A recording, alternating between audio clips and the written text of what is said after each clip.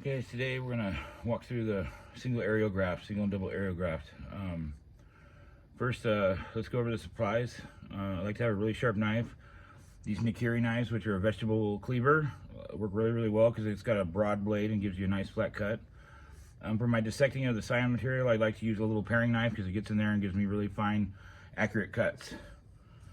For the downward pressure, I use both 1-inch and 2-inch Equate brand self-adhesive wrap.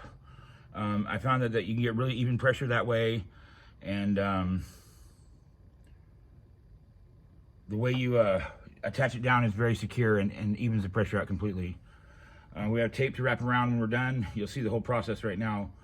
Got a rootstock and a marking pen. So first thing I'm going to do is show you how to dissect the scion material. So we start out with just a basic pup. And you want to go down the areoles and find how they lay and how they fall. So you want to see where they lay and where they fall. So we're going to do it right below this one. And do it in one solid slice down. So it gives you a nice flat cut. Try to stay pressure. If it's not perfectly flat, it's not really going to matter that much. The next cuts that we're going to do is we're going to dissect this. This is probably the most important part of the graft besides the placement. The way I do it is I just come in here and I make straight cuts. I line it up to me even like this, and I make straight cuts right to the center, straight down the rib, like this. And what you're doing is you're turning that into triangles. It's going to come apart on you as you flip it, but just go around and do even cuts like that all the way around.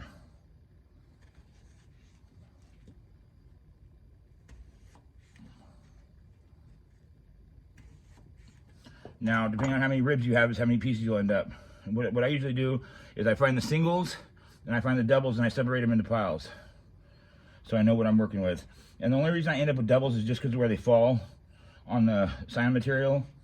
So we got 3 and 3 on that time, so it worked out pretty good.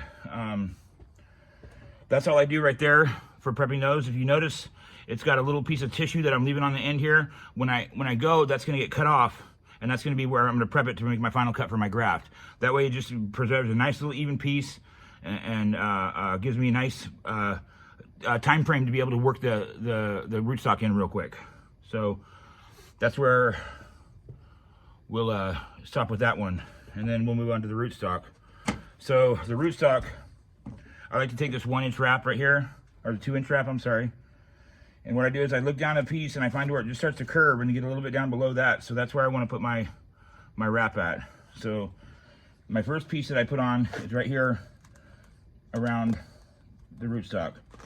And you want to get it nice and tight. And I go ahead and do 2 passes to give it a nice and tight base to work from. And what this does is this gives me something to attach my downward pressure to that's evenly and holds evenly, so I don't have to worry about hooking it on the spines or being uneven pressure across the scion, because that all matters when it's healing. So that's that part. So my knife, I don't need to sterilize it again because it's only been on the scion material, which is going to go on the rootstock, so it's pointless to sanitize it between those 2 cuts. I sanitize it between each graft that I do, so when I switch to a new rootstock, I'll go ahead and I'll clean my blades with alcohol.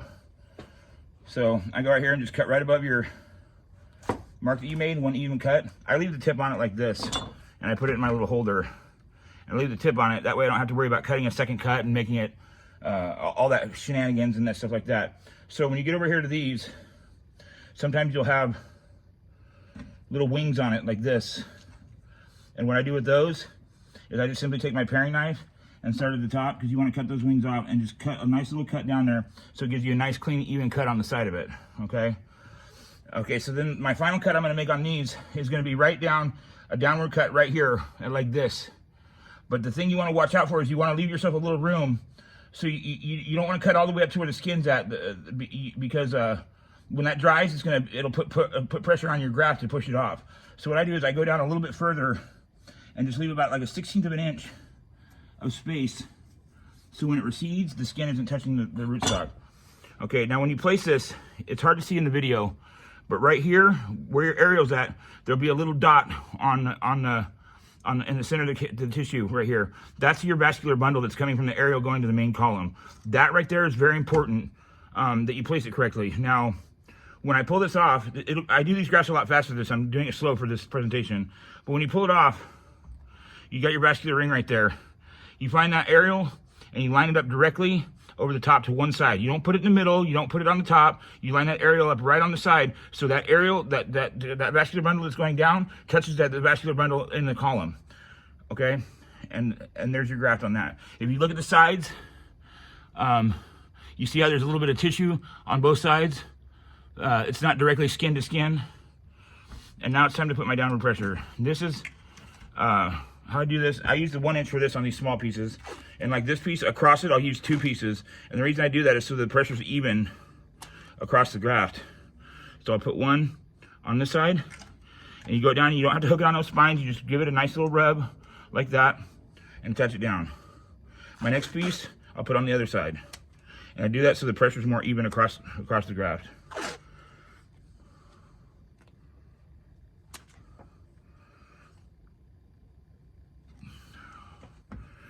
Like that way. And then I put one single one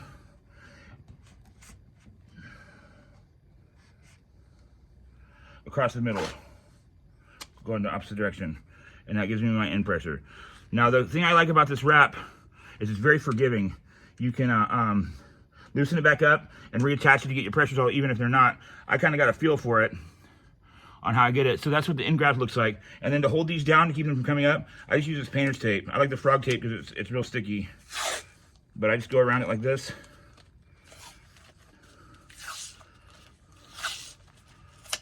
And that's your graft. Really simple. You can feel the pressure on it. It's not too tight. I leave mine on for about 3.5 days. If it's not going to stick by then, it's not going to stick. I pull them off after that, and I'm very, very careful.